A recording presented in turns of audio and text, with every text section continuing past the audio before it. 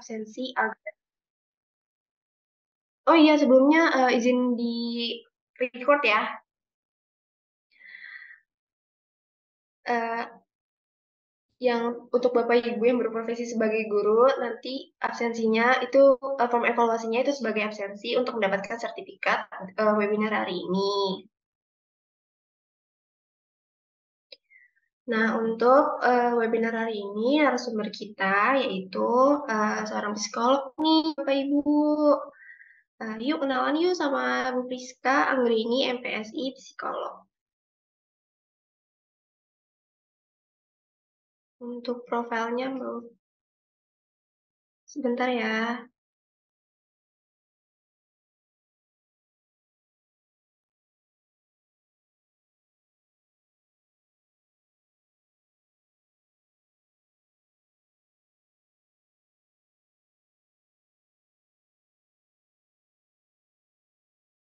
Untuk profilnya mau apa?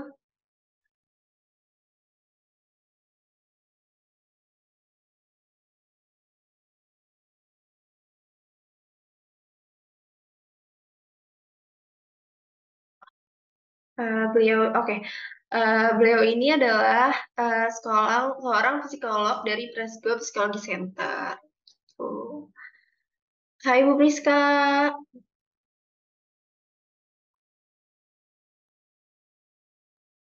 selamat pagi Bu Priska. Halo, halo, halo, Halo, halo Fatwa, Assalamualaikum. Waalaikumsalam. Ibu Priska apa kabar nih? Alhamdulillah sehat-sehat. Alhamdulillah ya, semuanya Alhamdulillah. Terus eh, Ibu, Ibu Priska nih adalah seorang psikolog dari eh, seorang psikolog dari sebagai anggota Ikatan Psikolog Klinis Indonesia sebagai psikolog klinis ya. Terus kemudian beliau juga sebagai psikolog klinis juga di Presco Psikologi Center. Terus juga beliau di Ikatan Psikolog Klinis Indonesia sebagai psikolog klinis sub telekonseling. Kemudian yang terakhir beliau juga sebagai tim Satgas Penanganan dan Pencegahan Kasus Kekerasan khususnya di wilayah Jawa Barat. Keren banget Ibu Rizka nih. Karena kita sudah berkenalan dengan Bu Rizka. Selanjutnya kita sesi foto dulu ya, mungkin karena masih pada seger dan masih pada happy nih Bapak dan Ibu. Kita sesi foto dulu ya. Bila silakan di open cam.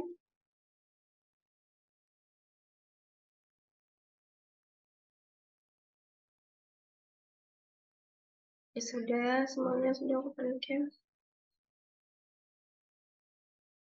Karena ini slide yang agak lumayan banyak ya, jadi eh, senyum aja, berikan senyum.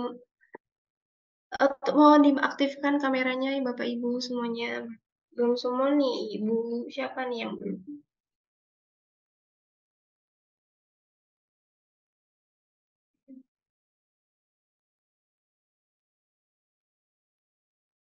Hati ya Bu Fatwa ya. Ya, bentar Oke, ya. yuk, yuk kasih senyum terbaiknya yang bisa open cam. Yuk, yang bisa yuk open cam yuk.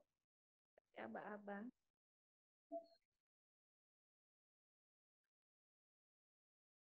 Masih pada malu-malu nih Bu Priska. Ah, yang bisa aja. Ya udah nggak apa-apa. Ya, Ya, kasih kita apa mulai aja. ya. Satu, dua, senyum. Satu, dua, senyum. Oke, satu lagi. Satu, dua, senyum.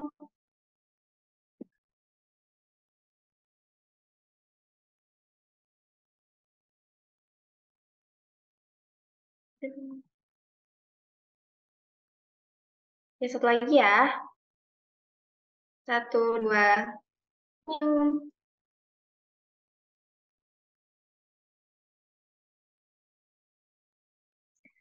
Terima kasih Bapak Ibu sudah mengaktifkan kamera. Karena sesi fotonya udah, cara selanjutnya kita langsung masuk materi aja kali ya Bu Priska ya? Boleh, Bu Fatwa, silakan. Boleh, boleh. Iya. Silakan Bu Priska, terima kasih. Terima kasih banyak, Bu Fatwa. Iya. Mungkin menyapa Bapak Ibu dulu ya, Ayah Bunda, Bapak Ibu guru, mungkin banyak juga yang sudah hadir, dan mungkin dari berbagai profesi mungkin ya beberapa ada yang sudah hadir juga. Terima kasih banyak sudah meluangkan waktunya. Assalamualaikum warahmatullahi wabarakatuh semuanya. Mungkin izin share screen ya, Bu Fatwa. Ya, sebentar ya. Saya izin share screen dulu Bapak Ibu.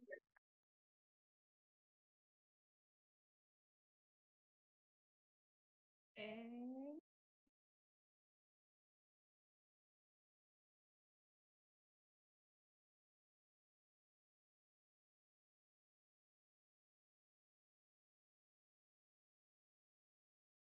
Ya, tunggu sebentar Bapak Ibu ya. Coba lagi share sebentar. Sebenarnya tema kita sudah jadi banyak perbincangan nih ya di banyak tempat atau di banyak laman Zoom mungkin ya Bu Fatwa terkait dengan disleksia nih yang kita bahas. Tuh, jadi Bu. kenapa saya angkat karena memang ternyata untuk beberapa orang gitu ya termasuk di Indonesia jadi masalah tersendiri untuk disleksia. Tuh, makanya mungkin jadi satu bahasan yang menarik nih kita kupas hari ini supaya mungkin yang belum tahu atau memang yang sudah pernah tahu bisa lebih tahu lagi, lebih paham lagi atau mungkin ada keluarga, sanak saudara, teman, family yang kira-kira ada nggak nih dari beberapa yang mungkin nanti ciri-ciri yang saya sebutkan muncul apakah itu satu gejala disleksia atau bukan. Oke, coba saya share ya.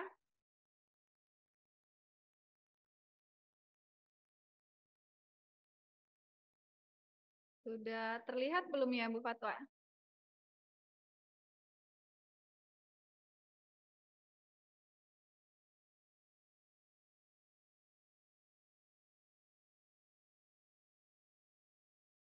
Oke, sebentar.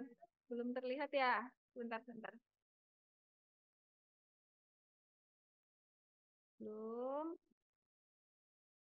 belum.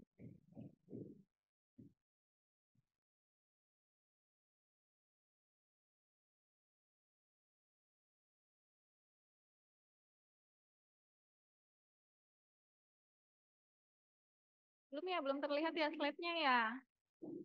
Oke, sambil nunggu proses mungkin ya, saya sambil bahas deh mulai dari disleksia. Apa sih disleksia gitu kan? Eh, Mungkin Bapak Ibu banyak yang sudah familiar dengan istilah disleksia gitu, tapi disleksia sendiri itu apa ya? Terus cirinya atau gejalanya bagaimana? Kemudian bagaimana dengan orang yang misalnya tergolong atau terdiagnosa sebagai disleksia gitu. Pertama yang saya mau bahas disleksia itu sendiri ya. Disleksia itu sebenarnya gangguan gitu ya. Jadi termasuk sebuah gangguan. Gangguan apa? Gangguan proses belajar gitu. Jadi gangguan proses belajar ini berpengaruh gitu. Pengaruhnya pada apa sih? Pada baca, untuk bahasa, untuk tulisan, termasuk untuk hitungan juga. Tuh, jadi mempengaruhi proses belajar. Itu disleksia. Tuh, jadi termasuk untuk menulis, untuk berbicara gitu. Jadi sampai ke sana pengaruhnya untuk seorang yang memang di diagnosa disleksia. Nah, disleksia ini sebenarnya selain kenapa sih bisa berpengaruh gitu. Jadi dari mana asalnya gitu. Disleksia itu ternyata dia sebuah gangguan nih seperti tadi saya bilang. Gangguannya apa? Gangguan pada saraf. Jadi ada di bagian eh, batang otak kita yang memproses bahasa. Tuh, jadi saraf itu yang menjadi kendala atau yang terganggu. Makanya terjadilah gejala-gejala disleksia ini. Jadi ada satu bagian batang otak yang memproses bahasa gitu ya Bapak Ibu, sehingga penderita disleksia ini kesulitan dalam mengidentifikasi kata, mengidentifikasi huruf gitu, bacaan-bacaan gitu. Jadi apa yang mereka lihat terkait dengan tulisan itu berbeda dengan apa yang dilihat oleh orang-orang normal atau yang tidak tergolong disleksia gitu. Kemudian disleksia sendiri itu menyebabkan memang penderitanya bermasalah untuk hal-hal yang tadi dalam proses belajar, misalnya untuk menulis, untuk membaca. Membaca pun dari awal mereka sudah terlihat kesulitan misalnya dalam belajar huruf. Nah, itu salah satu beberapa contoh gitu ya yang paling mudah dilihat sebenarnya. Kemudian dalam mengeja, dalam berbicara, sampai hal-hal lain sebenarnya masih banyak dan itu akan kita kupas tuntas nanti. Nah, kondisi ini bukan cuma terjadi sama anak-anak ternyata.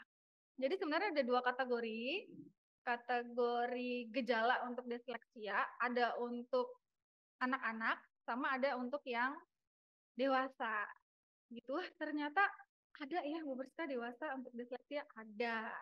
Jadi selain anak-anak, ada juga gejalanya pada dewasa atau gejala saat anak-anak tidak muncul tapi gejala saat dewasa ada. Itu juga terjadi ya Bapak Ibu. Jadi bisa aja nih disleksia terjadi pada orang dewasa selain pada anak-anak.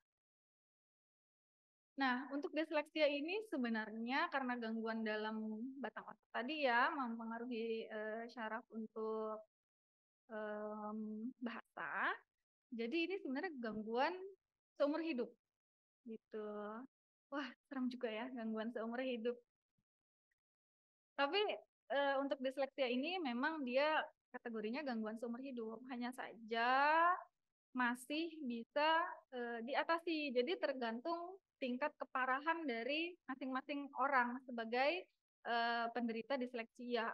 Jadi walaupun seumur hidup sebenarnya banyak kok beberapa di antara mereka itu yang tetap sukses, tetap berhasil itu dalam kehidupannya. Kita ambil contoh misalnya yang tergolong disleksia mungkin yang kita semua kenal ya, Bapak Ibu kenal, ada artis yang saya ambil untuk Indonesia, misalnya Deddy Kobuser ya. Nah, seperti ada gangguan. Tunggu sebentar ya Bapak Ibu. Mohon maaf atas ketidaknyamanannya. bisa jadi artis dan segala macam. Mungkin kan kalau ada skrip dan segala macam gitu ya, dihafal dan segala macam. Itu bisa. Tuh, contoh lain mungkin artis Indonesia juga ada Tamara Blesensky. Beliau juga sama ternyata mengidap disleksia dan terganggu juga dalam proses pembelajarannya dulu.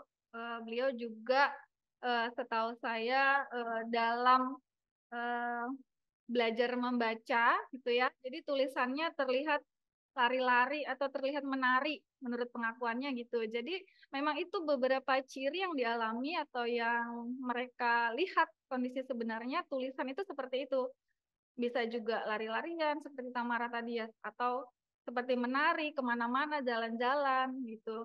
Huruf apa bisa jadi huruf apa gitu. Jadi memang benar kondisinya seperti itu dan buktinya sekarang beliau bisa sukses gitu ya. Kemudian ciri lain mungkin dari luar kita udah kenal ya banyak Tom Cruise. Nah, beliau juga ternyata penderita disleksia, terganggu juga sejak kecil bahkan sampai dia mengira dirinya memang orang bodoh dan dia tidak dulu ya dia tidak berani untuk mengekspos dirinya sebagai orang yang bisa sesuatu. Jadi dia menganggap dirinya bodoh. Kemudian dia cerita ke orang-orang bahwa dia hanya buta huruf gitu. Sebelum dia tahu kalau dia disleksia. Tapi ternyata setelah beberapa waktu mungkin ada serangkaian tes gitu. Jadi dia baru tahu bahwa itu adalah disleksia dan dia benar-benar berusaha untuk mengatasi itu. Gitu. Jadi sebenarnya untuk disleksia walaupun ini gangguan seumur hidup dari contoh-contoh tadi mungkin ya Bapak Ibu kita bisa ambil pelajaran nih bahwa bisa kok kita atasi sekarang gitu ya, apalagi di zaman teknologi yang serba canggih, banyak dukungan atau support dari mana-mana untuk apapun ya, termasuk untuk disleksia. Tuh. Nah, ciri-cirinya sekarang kalau saya mau bahas ciri-cirinya, sebenarnya beberapa tadi yang saya sebutkan itu salah satu cirinya, tapi saya mau bahas ciri yang mungkin bisa Bapak Ibu atau misalnya ayah bunda, Bapak Ibu guru ya, em, lihat dari usia. Tuh, jadi perkembangan-perkembangan si kecil dari eh, pertumbuhan usianya bisa diingat-ingat lagi, dicek lagi apakah mengalami hal-hal ini, apakah ada ciri-ciri seperti yang saya sebutkan ini. Mungkin kalau untuk Bapak Ibu guru bisa cross check ke orang tua, misalnya di kelas ada anak yang misalnya TK atau SD sudah diajarin huruf tapi kok nggak bisa-bisa ya, kok nggak hafal-hafal ya, boleh cross check juga sama orang tuanya. Dulu waktu usianya segini ada nggak ya ciri-cirinya? Nah, mungkin itu bisa jadi gejala disleksia juga. Tuh, yang pertama, untuk disleksia paling mudah dilihat dari usia awal kehidupan itu sekitar 1 sampai 2 tahun pada kata pertama si anak gitu. Jadi kata pertama si anak nih yang sudah jelas bisa diucapkan di usia 15 bulan ya, sekitar 15 bulan sampai 2 tahun. Antara itu, kalau dia tidak bisa mengucapkan kata pertamanya maksimal di usia 2 tahun, nah mungkin ini salah satu gejala untuk disleksia. Kemudian mengalami keterlambatan bicara atau speech delay. Jadi di usia ini yang seharusnya anak sudah mulai punya banyak kosakata, walaupun satu kata dia belajar, tapi beberapa dia bisa sebutkan, misalnya mama, papa, gitu ya, kata-kata pertama, kata-kata awal yang dia pelajari. Walaupun artikulasinya mungkin beberapa belum jelas. Nah, untuk artikulasi juga Bapak Ibu bisa dicek lagi sampai misalnya usia 2 tahun lebih tapi artikulasinya masih belum bagus. Nah, bisa jadi itu juga tanda untuk speech delay-nya. Kalau sudah seperti itu bisa jadi gejala disleksianya sudah ada nih dari usia 1 tahun. Coba ayah bunda mungkin bisa diingat-ingat lagi, ada nggak nih anak atau saudara, ponakan, tetangga yang seperti ini. Gitu. Kemudian untuk usia 2 sampai 5 tahun ini usia krusial, anak-anak sudah mulai mungkin menjajakkan kakinya di sekolah. Ada yang 3 tahun sudah sekolah KB, sekolah TKA, TKB gitu ya sampai usia 5 tahun. Bapak Ibu bisa cek ada tidak ya ciri-ciri yang memang tergolong untuk indikasi anak disleksia. Yang pertama, anak sulit mengingat huruf alfabet atau angka gitu ya. Di usia berapa sih sebenarnya sudah boleh diajarkan? Di usia 3 tahun sudah boleh diperkenalkan untuk angka, untuk huruf gitu, tapi tidak dipaksa untuk mereka menghafal, mereka untuk bisa gitu. Hanya diperkenalkan. Perkenalkannya juga sambil main ya, sambil nyanyi, sambil bersenang-senang dengan hal-hal yang menyenangkan. Boleh diperkenalkan di usia 3 tahunan sudah boleh. Makanya kelas KB dimulai dari usia 3 tahunan. Gitu.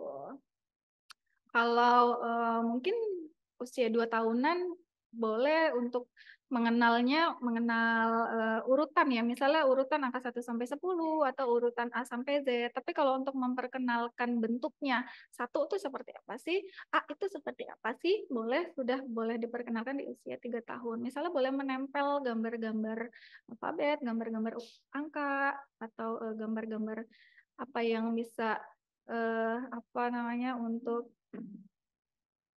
menstimulus si anak untuk mulai belajar dan mengembangkan imajinasi atau kreativitasnya gitu. Kemudian anak juga di usia ini kalau ada gejala disleksia ya sulit mempelajari nama dan bunyi huruf gitu. Jadi kalau misalnya dia udah punya teman main nih gitu, tapi lupa terus nama temennya atau sudah sekolah misalnya di TK lupa nama teman-temannya, lupa nama gurunya. Nah, bisa jadi kalau sulit mengingat nama ya, paling gampang sulit mengingat nama, biasanya di usia segini bisa jadi juga tanda-tandanya disleksia. Kemudian sulit mempelajari kata-kata, apalagi kata-kata baru gitu. Jadi hanya kata-kata yang mungkin sering dia dengar aja. Kalau misalnya sudah masuk TK, berarti kan bu guru mungkin menyampaikan kata-kata baru yang lebih banyak, yang lebih bervariasi, yang lebih beragam. Di dalamnya juga ada tugas-tugas gitu kan yang harus dikerjakan. Nah, kalau sulit dalam mencerna tugas apa yang disampaikan gitu, itu juga salah satu tanda.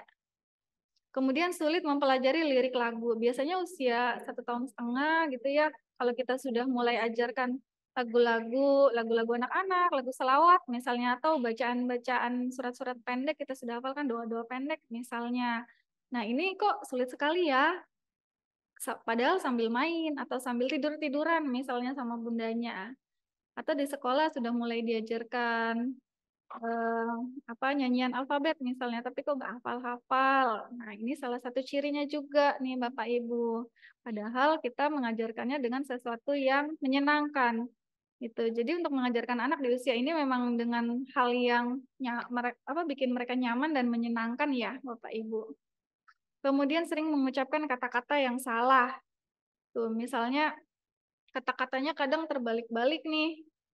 Tuh, jadi harusnya dia bilang apa jadi apa, misalnya ikan gitu. Jadi apa tulisannya, atau dia bicaranya jadi apa. Tuh. Jadi beberapa kata yang mungkin masih terbalik pengucapannya, kemudian tidak mengenali pola dalam bernyanyi, tuh nyanyian sederhana biasanya ya. Kemudian tidak mampu mengenali huruf-huruf dalam namanya sendiri. Nah, boleh mulai diajarkan dia mengenal huruf untuk namanya sendiri. Gitu. Jadi kalau misalnya susah atau masih belum bisa, beberapa kali dicoba, diajarkan, tapi masih belum juga, mungkin bisa jadi ini juga tandanya untuk disleksia. Kemudian sulit untuk berpakaian sendiri. Biasanya anak usia 3 tahun ke atas sudah mungkin diajarkan untuk mandiri ya. Salah satunya untuk berpakaian sendiri, misalnya pakai sendal sendiri, pakai sepatu sendiri. Nah, itu bagaimana koordinasi motoriknya? Kalau dia kesulitan, misalnya kesulitan untuk mengencingkan baju atau kesulitan untuk mengikat tali sepatu gitu ya, atau kesulitan dalam gerak motorik sederhana gitu. Nah, itu bisa jadi juga cirinya nih di usia 2 sampai 5 tahun ini. Kemudian ciri selanjutnya usia 5 sampai 6 tahun. Nah, ini peralihan mungkin ya, ada yang dari TK ke SD atau ada juga yang masih TK. Anak usia 6 tahun ada juga beberapa yang sudah masuk SD nih. Apa sih cirinya kalau di usia segini untuk anak yang memang diindikasikan disleksia? Yang pertama, dia kesulitan belajar baca. Jadi dari usia 2 sampai 5 tahunnya tadi masih belum berhasil untuk menghafal huruf misalnya. Nah, usia 5 sampai 6 tahun dia sudah mulai usia sekolah, makin sulit nih. Apalagi kalau dia misalnya untuk anak disleksia yang dari ringan sampai parah ya, seperti tadi yang Tamara kan hurufnya bilang menari-nari, dia melihat huruf tuh. Nah, itu bisa jadi gejalanya ada tambahan gejala lain, bisa jadi dia jadi pusing, jadi mual. Jadi ada gejala fisiknya juga dari situ dampaknya. Kemudian tidak mampu memecah kata menjadi suara. Jadi apa yang ditulis, misalnya apa yang tertulis, apa yang tertera di buku atau apa yang dia lihat, itu tidak mampu dia ucapkan karena memang ya tadi bisa juga hurufnya loncat-loncat, bisa hurufnya dia lihat terbalik-terbalik. Jadi dalam pandangan dia memang berbeda dengan visual yang kita lihat untuk yang normal. Kemudian sering salah membaca kata. Misalnya sudah bisa mulai baca nih, tapi sering atau banyak sekali kesalahan dalam membaca. Itu dalam satu kalimat misalnya beberapa kata yang salah atau penulisannya ada huruf yang kurang atau ada huruf yang lebih gitu. Atau tulisannya, intinya motoriknya ya, motoriknya tulisannya masih belum terlalu jelas atau tidak berbentuk misalnya. Walaupun misalnya meniru, kita sudah contohkan huruf A misalnya terus dia meniru tapi hasilnya masih kurang baik, nah bisa jadi itu juga gejala. Kemudian mulai muncul keengganan untuk pergi sekolah atau belajar. Jadi di usia-usia 5 atau 6 tahun, anak TK biasanya TK atau kelas 1 SD, yang mulai ogah-ogahan misalnya disuruh belajar baca, belajar huruf, itu boleh dicek-cek nih apakah termasuk disleksia atau memang belum moodnya aja nih pagi-pagi buat belajar gitu. Jadi bisa jadi apa ya, tanda aja ya, tanda untuk lebih diperhatikan. Kemudian bagaimana sih kita tahu itu diseleksi atau tidak? Dilihat dari durasinya. Durasinya apakah dalam beberapa bulan, dalam beberapa kurun waktu tidak terjadi perubahan, itu bisa jadi kayak tadi kan dari usia 1 tahun sudah ada ya gejalanya. Misalnya gejala-gejala itu sudah ada nih sampai usia 6 tahun dan tidak ada perubahan.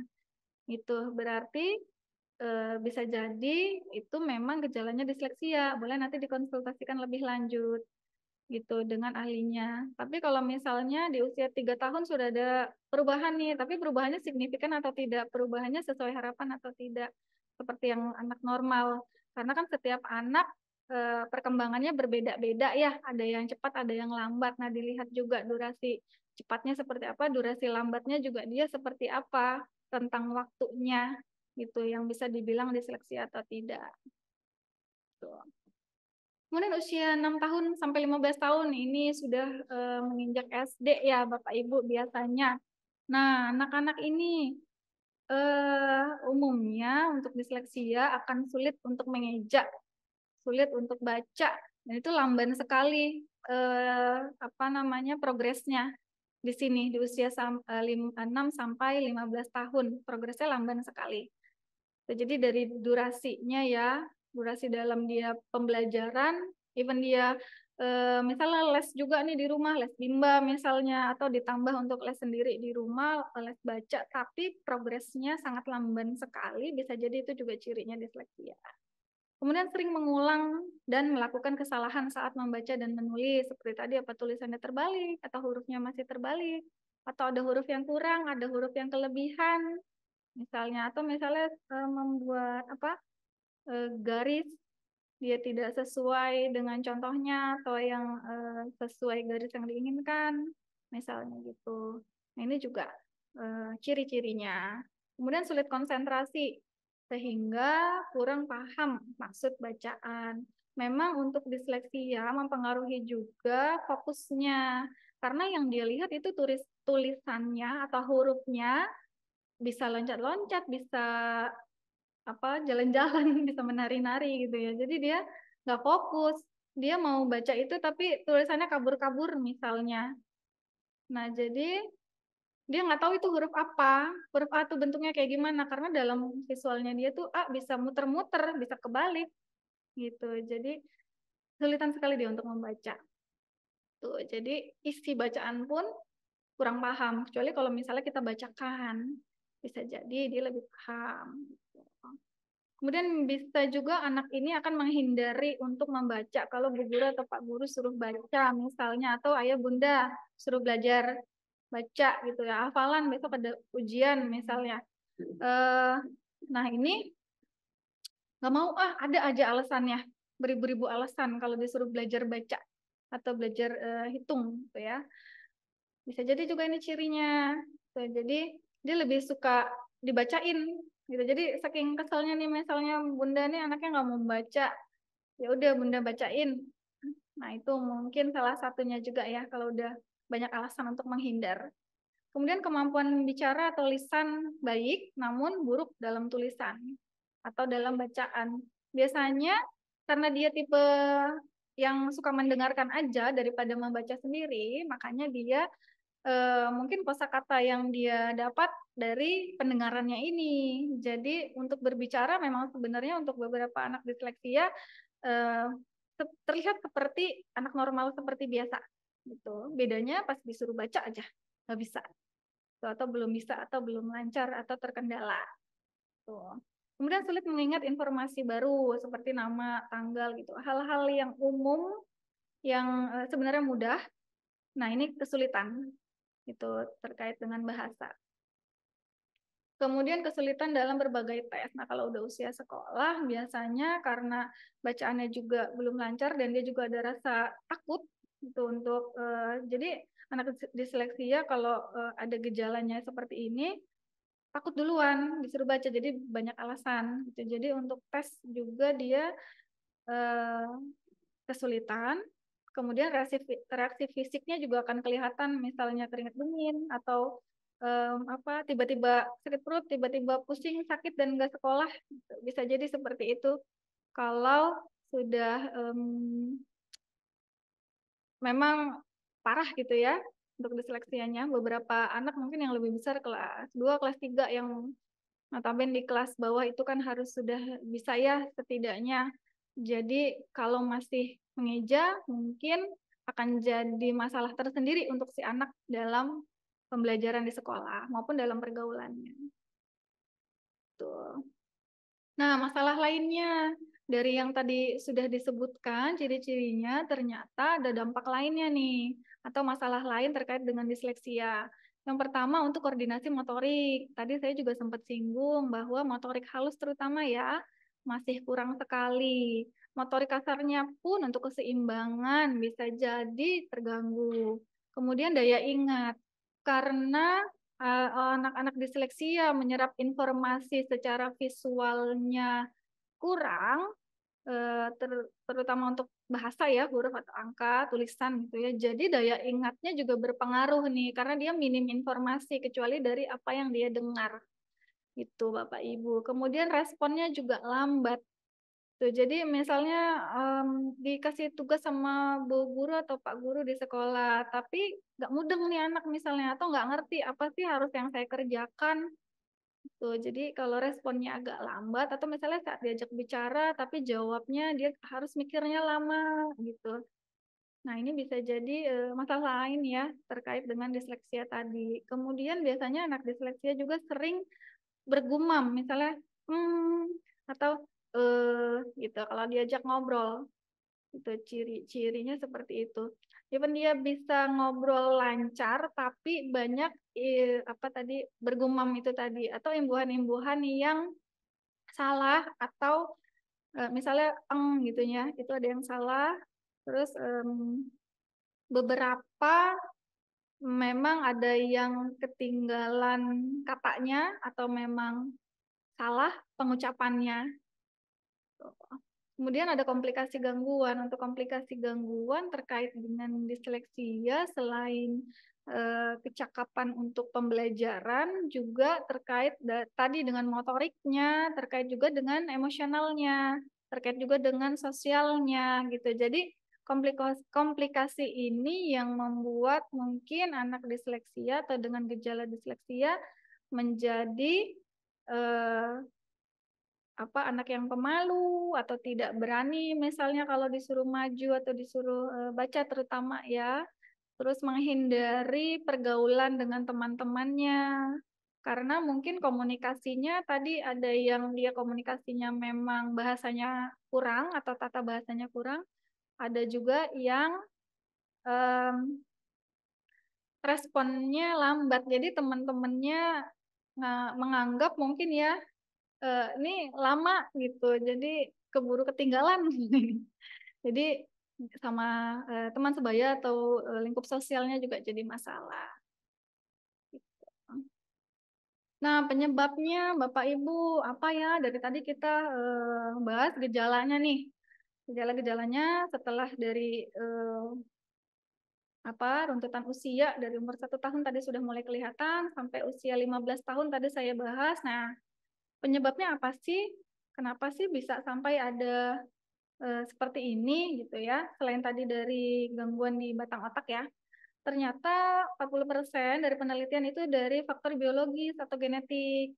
Jadi Bapak Ibu atau ayah bunda ya, Bapak Ibu guru bisa cek-cek nih anak-anak yang kita pegang nih, Bapak Ibu guru atau anak-anak kita ya bunda, apakah ada keluarga atau sanak saudara yang mungkin dari usia yang tadi saya sebutkan ya, gejala-gejala itu ada tidak di saudara atau di keluarga gitu. Walaupun zaman dulu mungkin kita nggak tahu ya disleksia atau masih minim pengetahuan tentang disleksia, jadi mungkin tidak terdeteksi. Tapi kalau memang ada gejala-gejala itu dalam keluarga, nah ini 40%-nya mempengaruhi perkembangan si anak. Seperti tadi yang Dedi Corbusier ya, ternyata menurun loh ke anaknya gitu. Jadi memang pengaruh dari genetik ini salah satunya.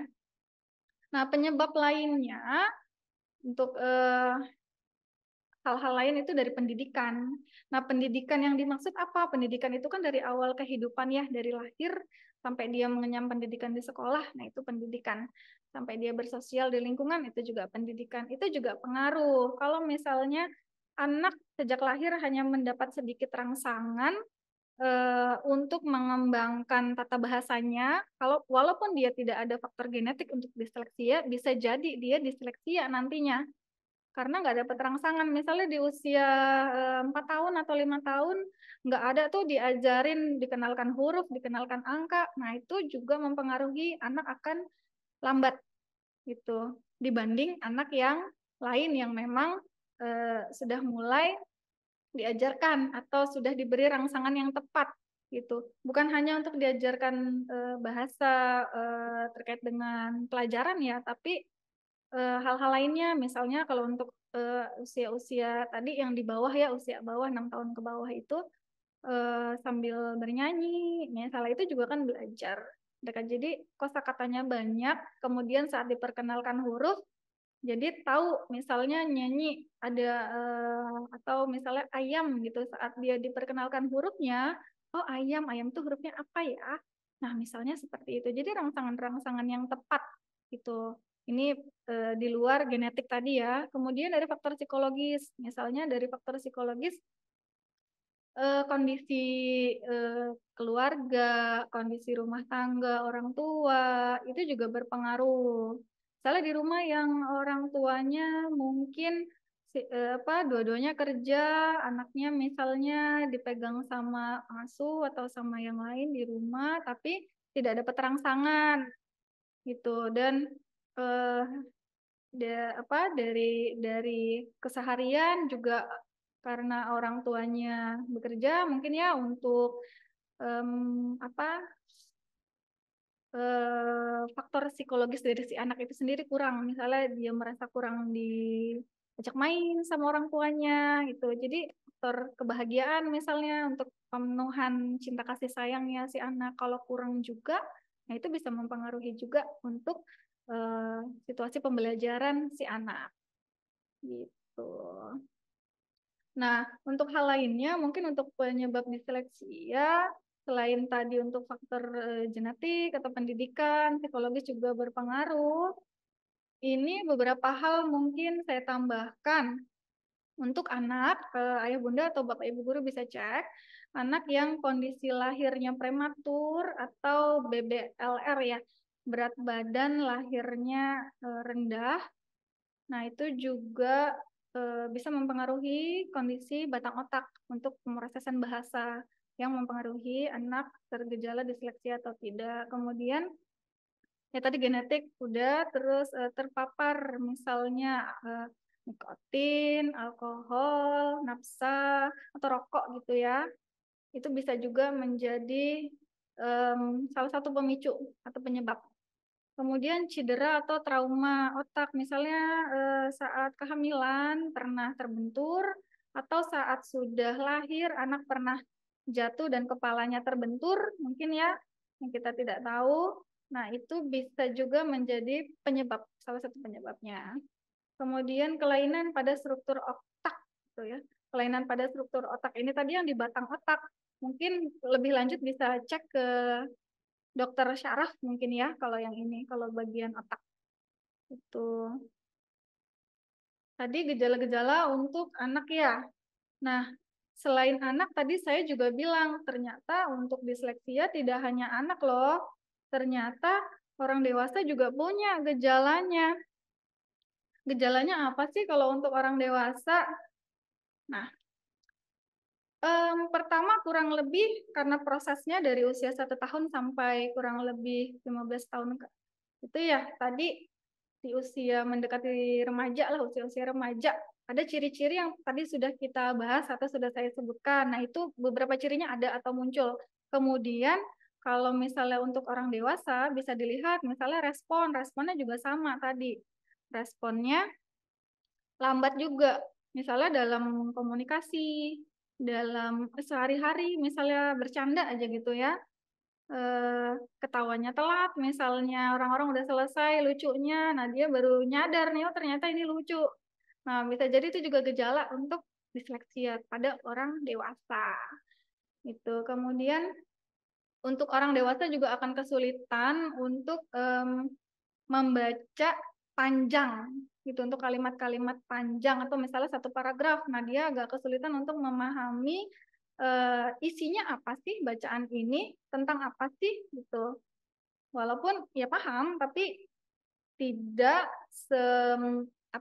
tidak sebagus pemahaman yang memang tidak disleksia. Kemudian sulit mempelajari bahasa asing, kayak misalnya untuk anak-anak yang sudah beranjak remaja dari 15 tahun ke atas ya, usia SMA mungkin, atau kuliah gitu ya. Jadi untuk belajar, kita kan di sekolah kadang ada pelajaran bahasa Inggris, malah zaman sekarang ada belajar bahasa Korea, bahasa Cina gitu ya, bahasa-bahasa asing selain bahasa Indonesia. Nah itu sangat-sangat sulit sekali mereka untuk menguasai pelajaran-pelajaran dengan bahasa asing, itu untuk yang lebih dewasa. Jadi usia 15 tahun ke atas tadi. Kemudian sulit untuk merangkum sebuah cerita. Jadi untuk storytelling tuh susah sekali untuk orang dewasa atau yang lebih besar. Kira-kira ada gejala disleksia. Mereka sangat sulit atau kesulitan dalam merangkum sebuah cerita. Misalnya karena tadi responnya juga agak lambat ya, kita bercerita apa, jadi nangkepnya nggak semuanya atau bahkan berbeda apa yang dia tangkap dengan yang kita bicarakan misalnya gitu. Kemudian tadi saya juga membahas dampak lainnya ya untuk disleksia ini. Selain dari hal-hal yang sudah saya sebutkan, mungkin untuk proses belajar sudah pasti mengalami kendala gitu. Kemudian masalah sosial, contohnya tadi untuk beberapa hal mungkin mereka karena tidak pede berkomunikasi dengan temannya menjadi masalah sosial juga sehingga dia menjadi anak yang introvert misalnya, jadi pemalu atau tidak berani menampilkan diri gitu sampai mungkin kita perlu kasih dukungan dan segala macam. Kemudian untuk kesehatan mental selain dari komplikasi tadi ada juga anak-anak yang terdiagnosa disleksia bisa juga mengalami gejala ADHD. Jadi karena koordinasi visual motoriknya agak terganggu atau bermasalah, jadi untuk perilakunya, fokusnya, gitu ya, sikapnya yang berlebihan karena ADHD itu kan hiperaktif ya, hiperaktif. Jadi perilakunya yang benar-benar berlebihan, misalnya. Kemudian fokusnya juga sangat pendek. Nah, bisa jadi untuk gejala ADHD juga muncul dari disleksia. Nah, Bapak Ibu, pencegahannya apa nih? Kalau kita sudah tahu eh, beberapa gejala atau dampak, wah agak lumayan eh, ini ya, mengejutkan atau ya jadi satu kendala lah untuk orang tua atau Bapak Ibu guru yang memang siswanya ada yang punya ciri-ciri seperti itu. Tapi sebelum itu sebenarnya bisa kita cegah gitu. Yang pertama mungkin kalau Bapak Ibu atau ayah bunda ya, biasakan anak membaca buku sejak dini. Itu untuk anak-anak yang memang belum terbukti atau terdiagnosa disleksia ya, bisa untuk membiasakan baca atau dikasih bacaan, dikasih buku-buku. Kalau untuk pelajaran awal mungkin buku-buku gambar yang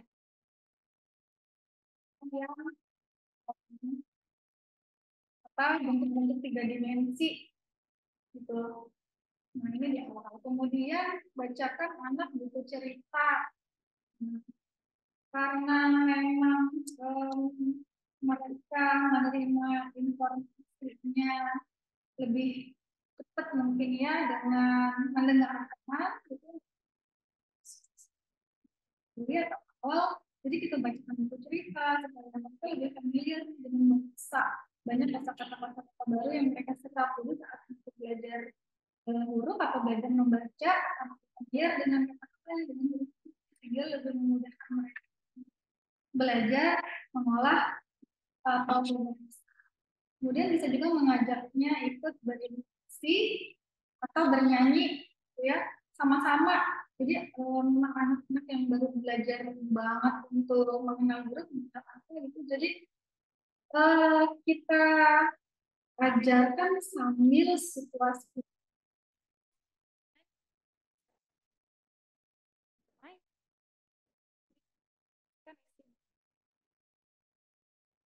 Besar mungkin ya. Kalau untuk anak-anak yang lebih rendah usianya, tadi usia TK ke bawah gitu ya, itu bisa dengan membacakan atau sambil nyanyi gitu. Tapi kalau untuk usia 6 tahun ke atas bisa bacanya sama-sama, bacanya bareng-bareng gitu. Jadi sambil dia melihat, sambil dia mulai belajar baca, sambil diperkenalkan huruf gitu, sambil didiskusikan ini tuh ceritanya tentang apa sih? Tuh, kemudian mengusahakan agar waktu membaca menjadi menyenangkan. Intinya untuk pencegahan, buat senyaman mungkin, sekondusif mungkin situasi dalam pembelajaran, terutama untuk bacaan. Gitu. Jadi memperkenalkan huruf, memperkenalkan angka atau tulisan-tulisan dengan hal-hal yang menyenangkan untuk anak. Nah, kalau memang sudah terdiagnosa disleksia, gimana nih penanganannya? Ada beberapa hal yang Bapak Ibu dapat lakukan. Itu selebihnya mungkin bisa konsultasi lebih lanjut ya sama ahlinya, sama psikolog atau sama dokter. Nah, untuk penanganan yang pertama ada terapi, namanya metodenya fonik. Boleh search di Google, fonik itu seperti apa. Terus ada juga terapi okupasi biasanya. Nah, kalau untuk metode fonik sendiri, biasanya anak akan dirangsang atau diajarkan mulai dari stage awal, dari tahap awal anak benar-benar mengenal. Di usia berapapun dia terdiagnosa disleksia, metode fonik ini bagus ya untuk mengenalkan mereka dari awal sekali sampai benar-benar bisa dilepas nanti untuk bisa membaca sendiri. Kemudian saat metode fonik atau okupasinya sudah berjalan, perbanyak waktu membaca di rumah. Karena untuk pembiasaan ini ya, anak-anak yang terdiagnosa disleksia dibiasakan untuk membaca lebih banyak supaya mereka juga menyukai buku, mereka juga tidak takut misalnya, dan mereka juga lebih pede untuk membaca. Kemudian buat suasana belajar yang menyenangkan. Pastinya mau pencegahan, mau penanganan, situasi belajar harus menyenangkan. Ayah bunda jangan galak-galak misalnya ngajarin di rumah. Ini kok nggak bisa-bisa sih? Itu temennya udah bisa, misalnya gitu ngomel aja. Jangan ya. Jadi sambil dibuat suasananya semenyenangkan mungkin. Ada beberapa anak yang memang fokusnya pendek, nah itu dibuat berjeda, misalnya 15 menit, istirahat dulu, dilanjut lagi 15 menit kemudian, boleh misalnya ngemil dulu, minum dulu, atau ngapain dulu gitu. Jadi karena beda-beda anak, beda gaya belajarnya ya, ayah bunda atau bapak ibu, jadi entah itu di rumah, entah itu di kelas, dengan anak yang pola belajarnya beda-beda, nah kita sesuaikan sama si anak supaya materi yang kita sampaikan ini atau hal yang kita inginkan kepada anak bisa mereka dapat dengan baik. Itu kalau memang fokusnya pendek ya dijeda, dia bisa bertahan berapa lama? Setengah jam ya, sudah setengah jam boleh istirahat dulu. Dijeda 10 menit, 5 menit, 10 menit, dilanjut lagi belajarnya. Kalau di rumah boleh misalnya minum dulu, boleh misalnya main dulu sama adiknya atau sama kakaknya. Jadi intinya ada pengalihan dulu dari fokusnya. Kalau memang anak fokusnya pendek, kalau fokusnya sudah bagus ya tinggal disesuaikan aja. Kemudian hindari celaan. Nah, tadi kalau lagi belajar jangan membandingkan misalnya, wah temennya udah bisa, itu kan kakaknya kemarin belajar cepet banget, ada lama misal. Atau gimana sih nggak bisa-bisa, gimana sih nih? Jangan gitu ya, yang Bunda atau Bapak Ibu guru di kelas saking banyak kan anak di kelas nih, satu kelas. Terus yang ini satu anak kok susah banget diajarin, aduh gemes. Gitu. Jadi lebih sabar ngajarinnya. Gitu. Apalagi sampai mengeluarkan kata-kata. Itu dihindari sekali saat anak melakukan kesalahan misalnya. Kemudian bacakan buku, diskusikan isi buku, nah beri motivasi, apresiasi supaya anak jadi senang belajar. Intinya sih buat suasana belajar menyenangkan ya, Bapak Ibu. Kemudian bicara dengan anak tentang kondisinya. Jadi kasih tahu kondisinya anak bahwa adek tuh begini begini begini misalnya. Jadi belajarnya harus lebih rajin. Jadi belajarnya harus lebih lama nih waktunya. Tapi boleh main dulu kok, misalnya gitu. Dengan bahasa-bahasa si anak.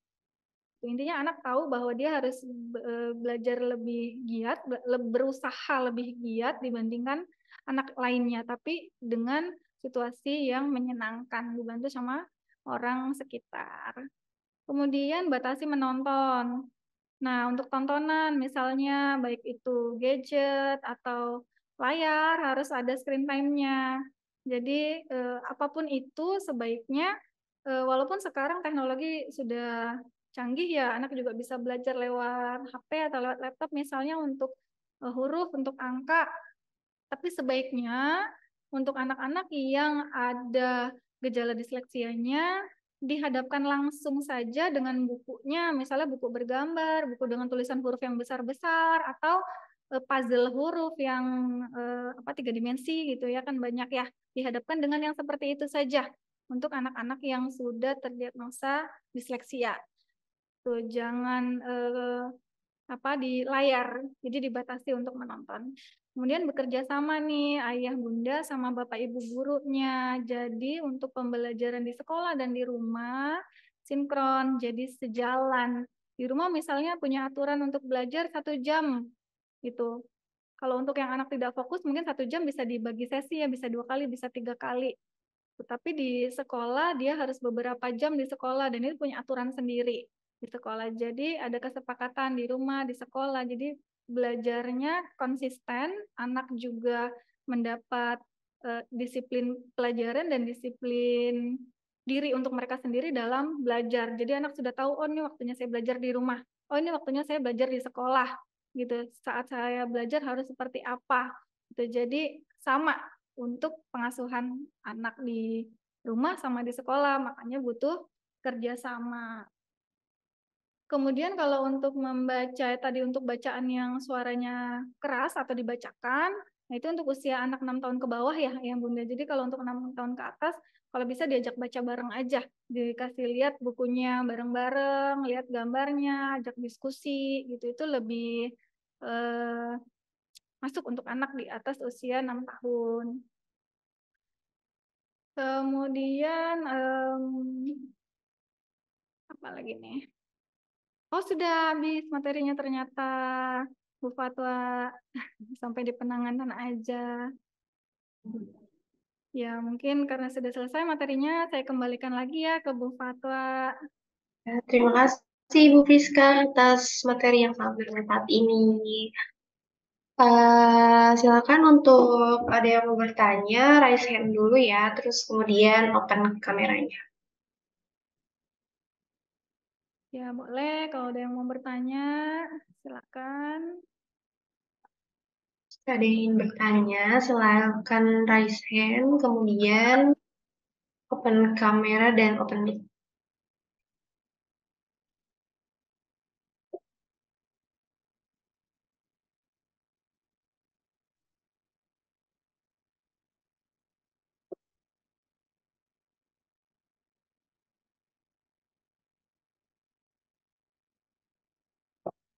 Gimana?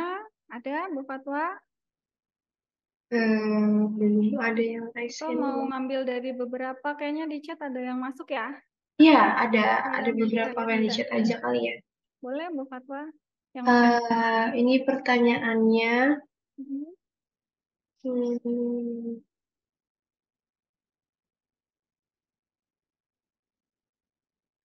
Ini dari Ibu Tati Sriwayuningsih, apakah disleksia berkaitan erat dengan autisme, Ibu? Disleksia berkaitan erat dengan autisme.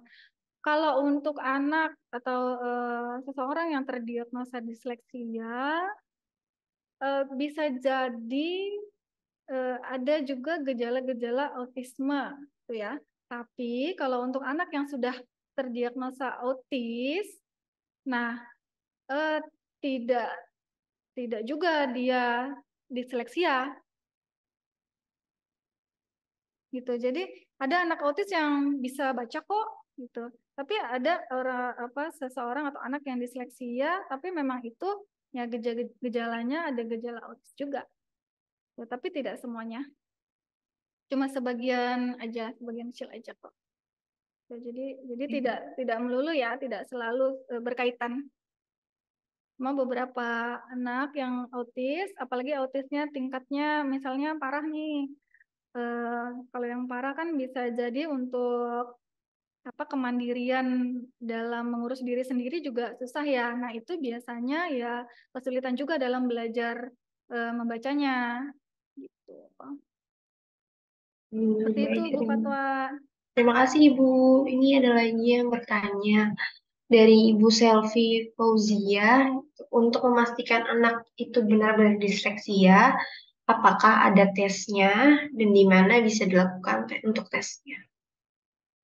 Oh, untuk disleksia apakah ada Ada tesnya? tes. Iya. Ya, untuk beberapa yang kondisi-kondisi tadi ya, tadi kan secara umum nih, memang nanti ada diagnosanya tersendiri untuk ditegakkan apakah anak disleksia atau tidak. Nah, itu beberapa hal sudah ada poinnya tersendiri sama psikolog atau psikiater.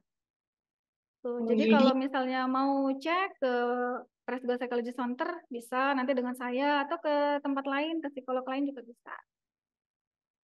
Oke, jadi kalau misalnya ingin tes mengetahui anak kita disleksia atau tidak, kita bisa langsung ke ahlinya ya, Bu, ke Iya, psikolog gitu.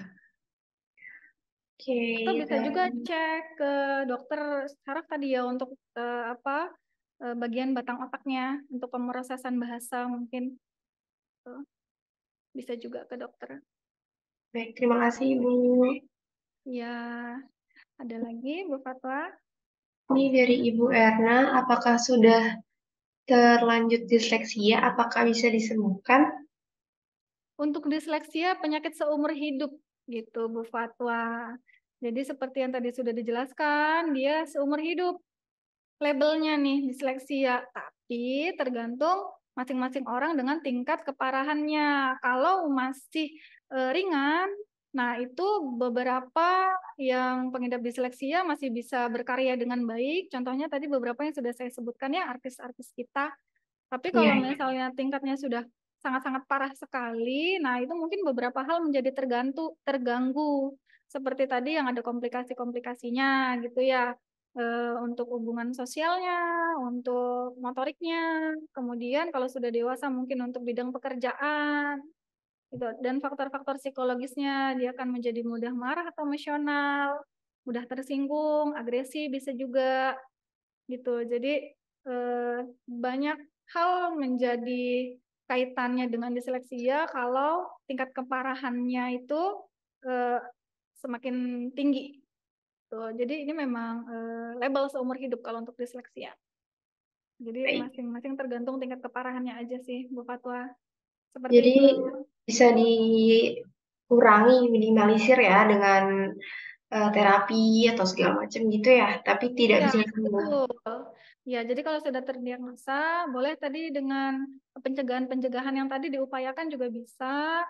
Atau mungkin untuk ayah bunda yang punya sanak saudara bisa diinfokan, Bapak Ibu guru, kalau ada pasangan yang mau merencanakan pernikahan, namun mereka punya keluarga yang riwayat disleksia atau gangguan bahasa gitu ya.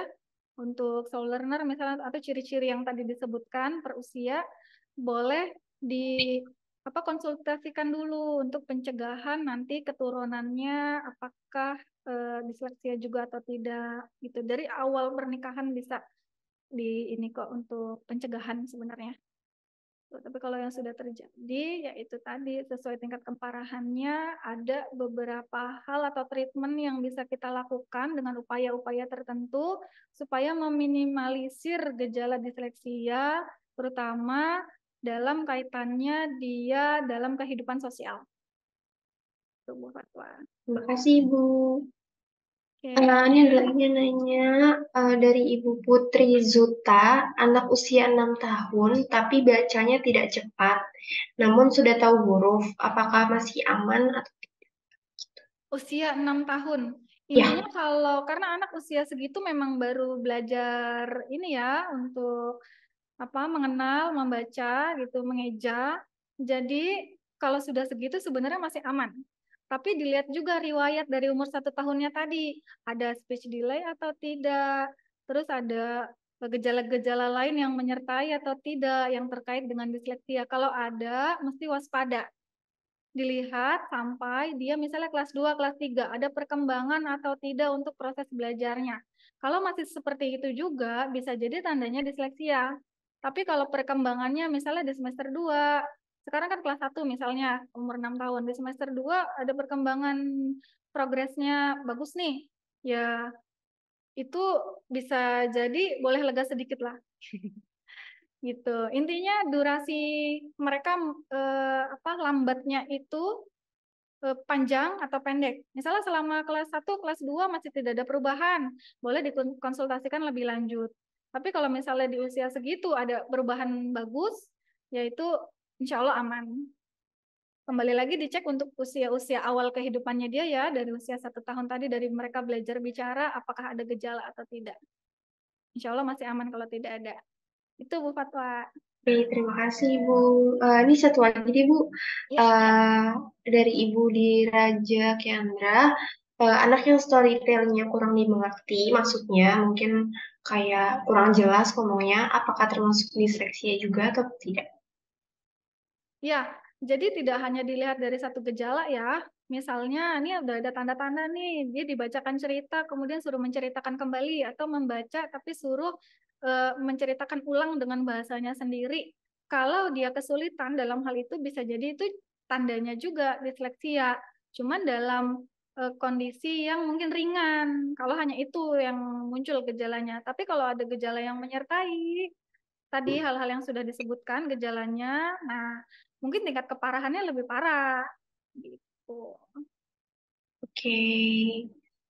Tapi di Eh, luar itu banyak faktor lain ya, misalnya ya dari lingkungan. Kalau misalnya lingkungan tidak mendukung, seperti tadi saya bilang, selain genetik kan ada lingkungan, psikologi gitu ya. Kalau lingkungannya tidak memberikan stimulus yang baik saat dia mulai pembelajaran, bisa jadi itu juga bukan disleksia, tapi karena kurang rangsangan aja.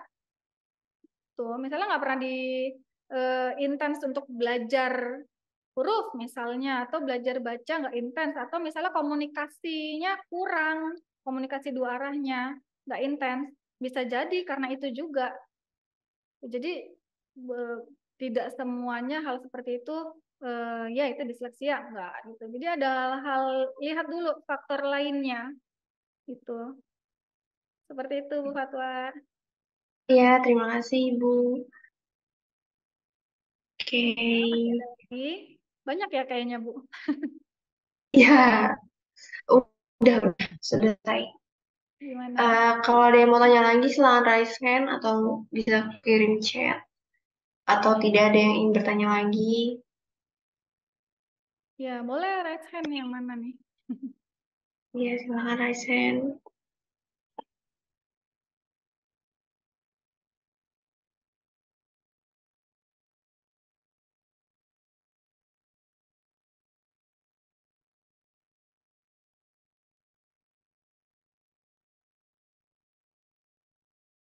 Pertanyaannya,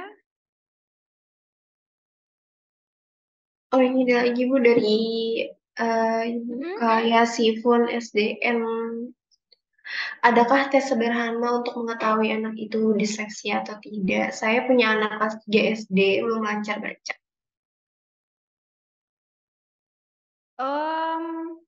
caranya ya, Iya, Mungkin Bunda bisa cek dari yang tadi sudah saya sebutkan gejala-gejalanya. Coba direview lagi, diingat-ingat lagi dari umur setahun tadi sampai umur yang sekarang. Ada tidak beberapa gejala yang muncul? Kalau ada, boleh jadi warning aja untuk pemeriksaan lebih lanjut. Tapi kalau misalnya tidak ada, mungkin masih aman.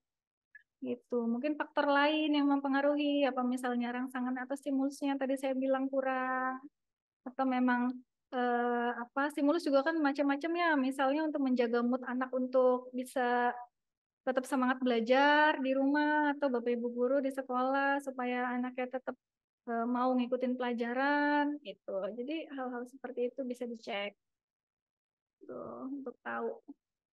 Seperti itu Bu Fatwa. Oke, terima kasih Ibu. Eh, ini saya ada satu pertanyaan lagi. Bagaimana cara anak inklusi untuk fokus belajar membaca dan menulis di waktu yang agak lama dan membaca dengan durasi yang cepat dan tepat? Gimana tadi? Gimana? Bagaimana cara anak inklusi untuk fokus belajar membaca atau menulis di waktu yang agak lama dan membaca dengan durasi yang cepat dan tepat? Oh, fokusnya mungkin ya biar lebih lama ya. Oh, mungkin fokus, iya.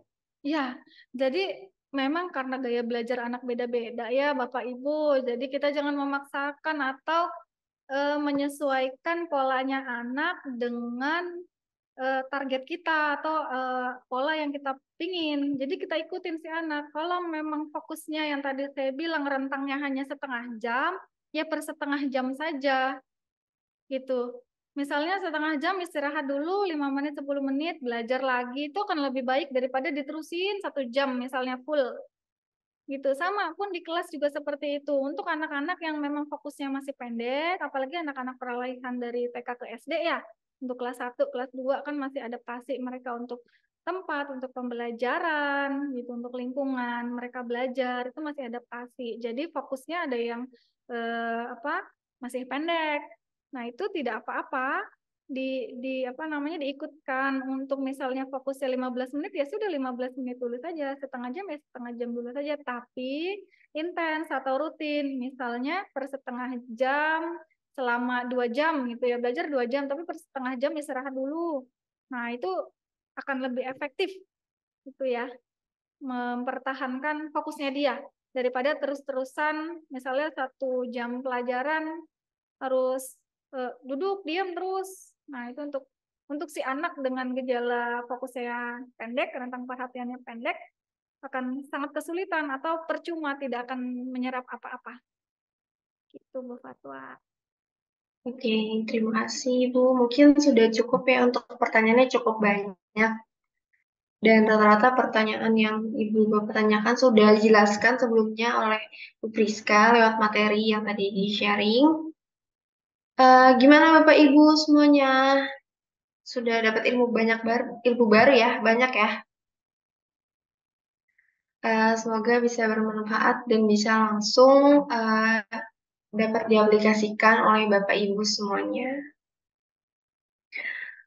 Oh iya, jangan lupa mengisi form evaluasi ya Bapak Ibu. Sebentar aku cantumin linknya ya.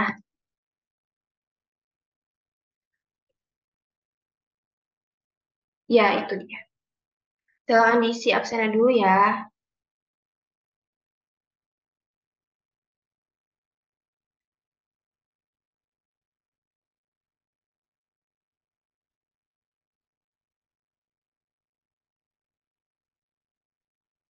Ya, kalau sambil ngisi, aku tutup ya acara ini. Semoga terima kasih banyak Bapak Ibu atas semua partisipasinya. Terima kasih juga Bu Priska udah sharing sama kita hari ini. Oh iya, untuk Bapak Ibu jangan lupa untuk webinar selanjutnya, Pres Ngobrol Seru, pada tanggal 12 Agustus 2023 dengan tema Hidup Sehat dan Cegah DBD. Kita juga bekerja sama dengan RS Permata Depok. Kegiatan ini juga terbuka untuk umum loh, jangan lupa daftar ya. Nanti link pendaftarannya akan kita share melalui sosial media Presko. Dan jangan lupa untuk follow sosial medianya Sekolah Prestasi Global untuk informasi webinar atau sharing session selanjutnya. Username Instagramnya @prestasiglobal. Sebentar. Prestasi Global. Untuk Facebooknya Sekolah Prestasi Global. Dan untuk YouTube nanti di Sekolah Prestasi Global juga. Jangan lupa subscribe, like, dan komen karena webinar hari ini akan ditayangkan di YouTube juga. Kurang lebihnya, mohon maaf.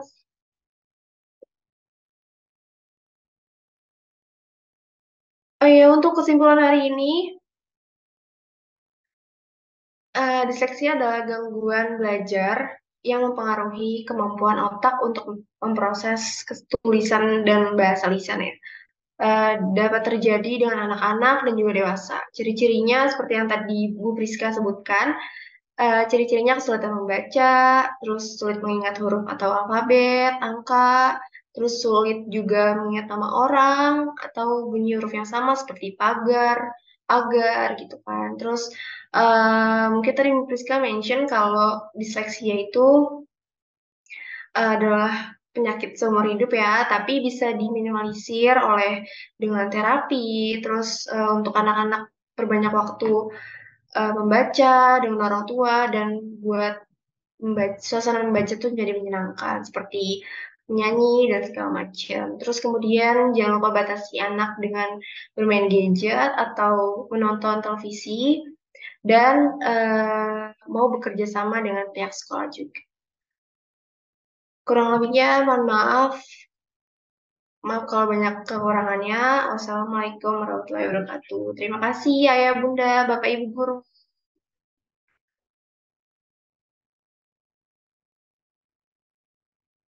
Iya, sama-sama Ibu Lia. Izin lihat Bu. Iya, sama-sama Ibu. Terima kasih sudah Terima join. kasih, Prisa.